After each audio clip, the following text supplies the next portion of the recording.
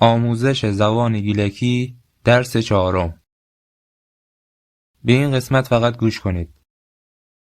من تهرانی هستم. مو تهرانی ایستم.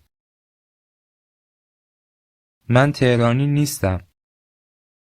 مو تهرانی نیم. من تهران هستم. عملاً من در تهران هستم. مو تهران نیستم. من تهران نیستم. مو تهران نیستم. بگید کجایی؟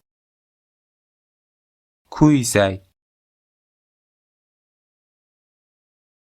این میشه زهرا کجاست؟ گوش و تکرار. زهرا کویسه. هیسه. کویسه. زهرا کویسه. بگید زهرا کجاست؟ زهرا کویسه. سعی کنید بگید زهرا بیرونه. زهرا بیرونیسه. بیرونیسه. این میشه زهرا رفته بیرون. گوش و تکرار. زهرا بشه بیرون. بشه. بشه بیرون. زهرا بشه بیرون. بگید زهرا رفته بیرون. زهرا بشه بیرون. این میشه زهرا کجا رفته؟ گوش و تکرار. زهرا کوی بشه. کوی بشه. زهرا کوی بشه. این میشه رفته تا سر مغازه. گوش و تکرار. بشه تا دیکون سر.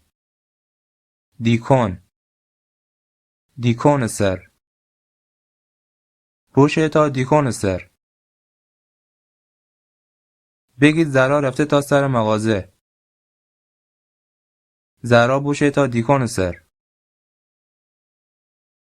بگید همکلاسی من.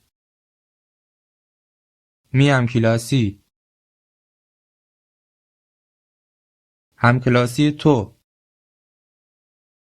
تی همکلاسی.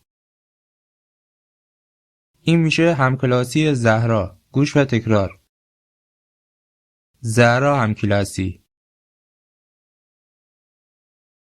زهرا همکلاسی. حالا بگید من همکلاسی زهرام. مو زهرا همکلاسی ایسم. زهرا همکلاسی ایسم. مو زهرا همکلاسی ایسم. به این مکالمه فقط گوش کنید. الو حسین. الو سلام. زهرا هستم. حسین مار. سلام زهرا خانم، خوبیسین؟ خیلی ممنون. مو علی اسم حسین همکلاسی. آها بشناختم. خوبیسی علی جان؟ خوبم ممنون. حسین ایسه؟ نه جان حسین نیسته. بیرون باشه. ندونین کوی بشه؟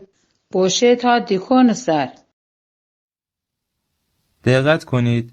هم معنی و هم تلفظ فعل هیسه با فعل هیسه فرق میکنه. به این قسمت فقط گوش کنید. اون گیلا هیسه. هیسه. گیلا خانه هیسه. هیسه. اون گیلا نیه. نیه. گیلا خانه نیسه. نیسه. بگید پیش من.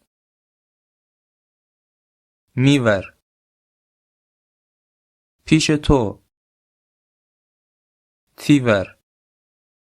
حالا سعی کنید بگید پیش زهرا. زهراور. زهراور.